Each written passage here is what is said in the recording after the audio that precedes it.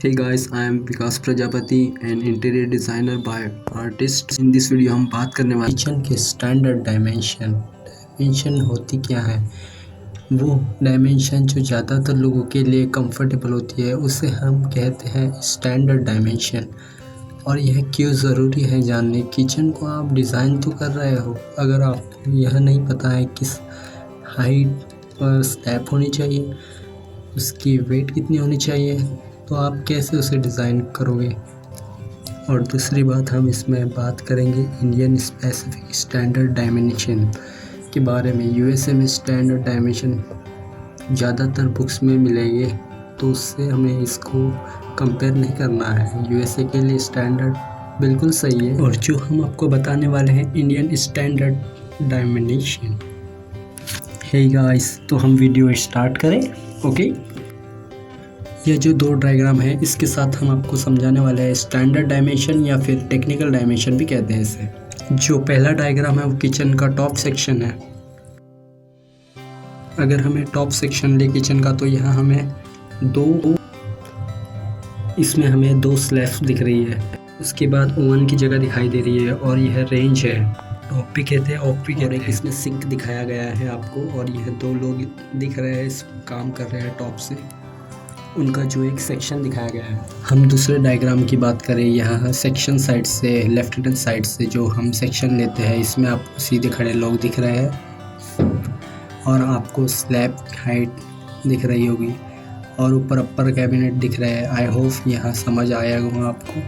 अब हम move on करते हैं स्टैंडर्ड की तरफ। ये अगर आप देखो, मिनिमम क्लियरेंस बिटवीन अप्लायंस, मतलब क्या, इसका अगर दोनों तरफ स्लैब पे अप्लायंस है, कोई भी कुकटॉप है या वॉब है और दूसरी तरफ सिंक है, अगर दोनों अपोजिट साइड पड़ते हैं तो एटलीस्ट 48 इंचेस वहाँ से देना पड़ेगा। दोनों के बीच में अगर नहीं है तो 42 भी चल जाएगा। अगर मिनिमम क्लियरेंस दोनों के बीच 48 इंचेस होना ही चाहिए।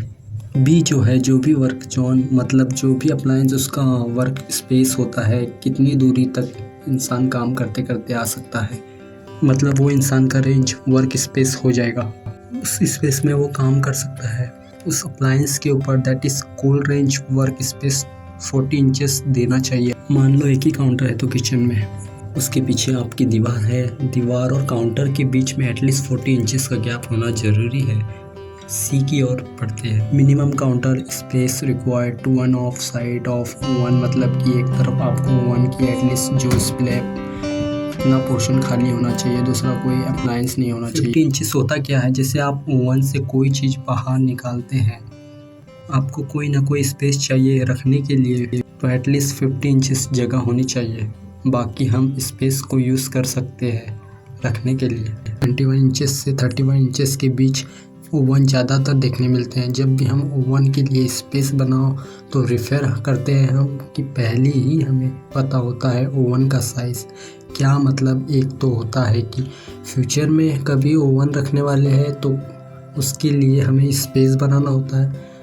हमें पता है कि हाँ ओवन रखना है, अच्छा अगर पता हो उसके हिसाब से बनाओ, क्योंकि ओवन के साइज़ काफ़ी ज़्यादा वेरी मिलते हैं मार्केट में। ये जो है एटलीस्ट दीवार और ओवन के बीच में कितना गैप होना चाहिए। ओवन जो है काफ़ी गर्म हो जाता है, कुकिंग के टाइम पे हीट हो जाता है, दीवार में चली जाती है, जो सही नहीं है। इसलिए हम एटलीस्ट 3 इंचेस का गैप रखते हैं ओवन और दीवार के बीच। एफ जो है minimum counter of space required from other side of range, मतलब आप जब भी खाना बनाओगे चूल्हे के साथ में जो स्पेस कम से कम 15 इंचेस होना चाहिए। 50 इंचेस से कम में खाना नहीं बन। जी जो है स्टैंडर्ड वेट ऑफ, यह यार बहुत वेरी करती है कितने टाइप्स ऑफ अवेलेबल है मार्केट में। कोशिश तो यही रहती है जब भी आप डिज़ाइन करें तो पहले अपने क्लाइंट से पूछ लो आपको होप जो है वो कितने साइज़ का चाहिए, उस हिसाब से आप डिज़ाइन करो। स्टैंडर्ड वेट तो इसकी 20 इंचेस से 46 इंचेस चलता है। एच जो है वो है मिनिमम स्पेस एटलीस्ट जो होना चाहिए दीवार के बीच में और होप के बीच में, वो है कि 12 इंचेस का गैप रखते हैं। क्यों रखते हैं? जो हमारा होप होता है वहाँ पे हम जो काम करते हैं उनका जो हीट होता है वो भी दीवार में जा सकती है और हम जब चूल्हे से उतार कर सामान रखते हैं उसके लिए हम प्रेफर करते हैं कि दोनों साइड जगह हो, जहाँ भी हम सामान रखना चाहें वहाँ रखने की जगह हो।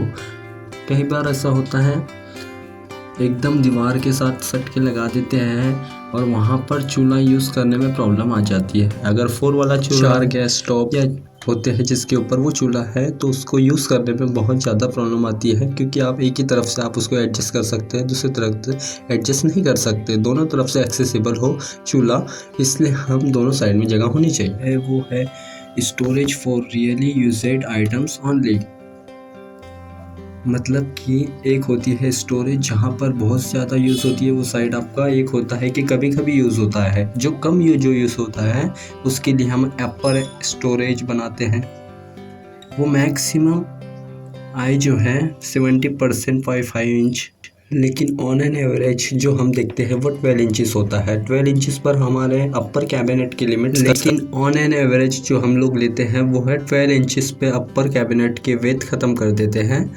लेकिन मैक्सिमम हम 17.5 इंच, लेकिन 70 इंचेस ले सकते हैं। तो ये थी all about standard dimension. Video काफ़ी लंबा हो जाएगा, तो फिर गाइस मिलते हैं नेक्स्ट वीडियो में। I am residential interior designer by Vikas Prajapati. Bye bye, hello.